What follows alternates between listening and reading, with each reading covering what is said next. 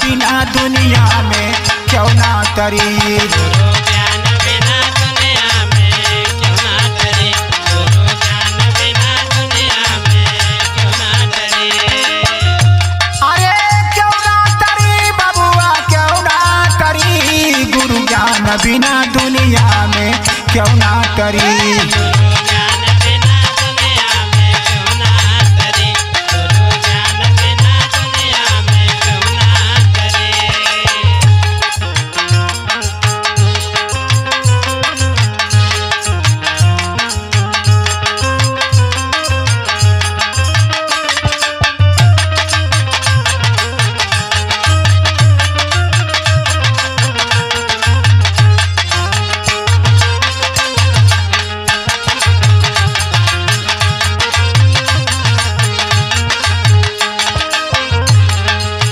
ई मानुष चोला बड़ायन मोल बा। ई मानुष चोला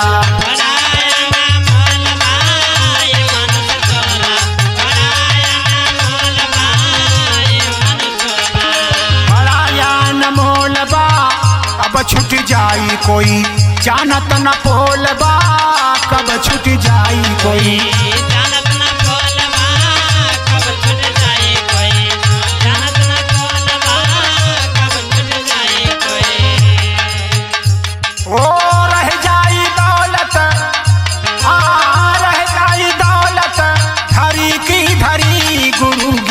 बिना दुनिया में क्यों ना तरी। गुरु ज्ञान बिना दुनिया में क्यों ना तरी। गुरु ज्ञान बिना दुनिया में क्यों ना तरी।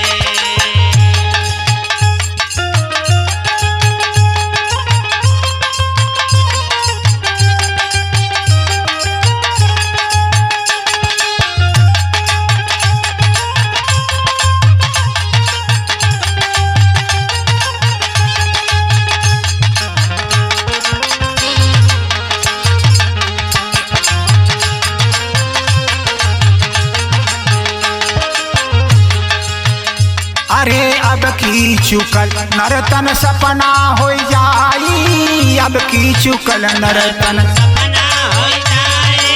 अब के चुकल नरतन सपना हो जाए।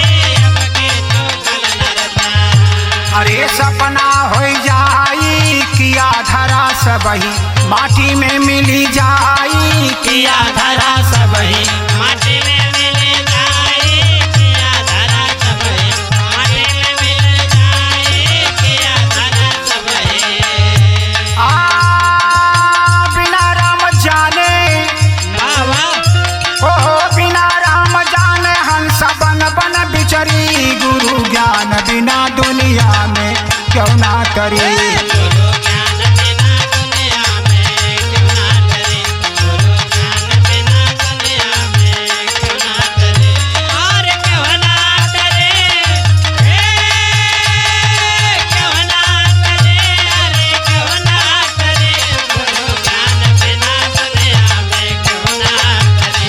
गुरु ज्ञान बिना दुनिया में क्यों ना तरी।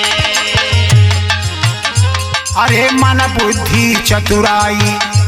अरे मन बुद्धि चतुराई कामे न आई। मन बुद्धि चतुराई कामे न आए। मन बुद्धि चतुराई कामे न आए।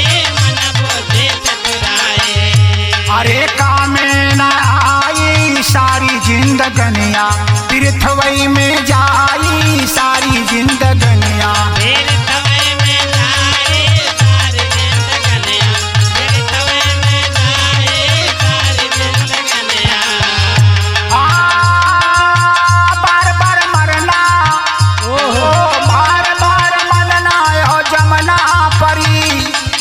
बार बार जमना वा मरना परी हो। गुरु ज्ञान बिना दुनिया में क्यों ना तरी। गुरु ज्ञान बिना दुनिया में क्यों ना तरी। गुरु ज्ञान बिना दुनिया में क्यों ना तरी।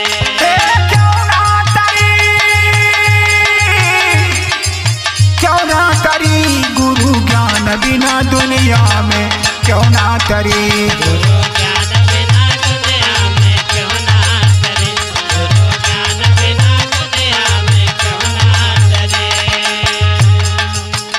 सतगुरु जी की परले से पैया हो पूरे सतगुरु जी के परले से पैया हो पूरे सतगुरु जी के परले से पैया हो पूरे सतगुरु जी के परले से पैया कागा बन जाला हंसवन की नैया कागा बन जाला हंसवन की नैया कागा बन जाला हंसवन की नैया कागा बन जाला अरे बनरसी जनवना फिर मरना परी गुरु ज्ञान बिना दुनिया में क्यों ना तरी।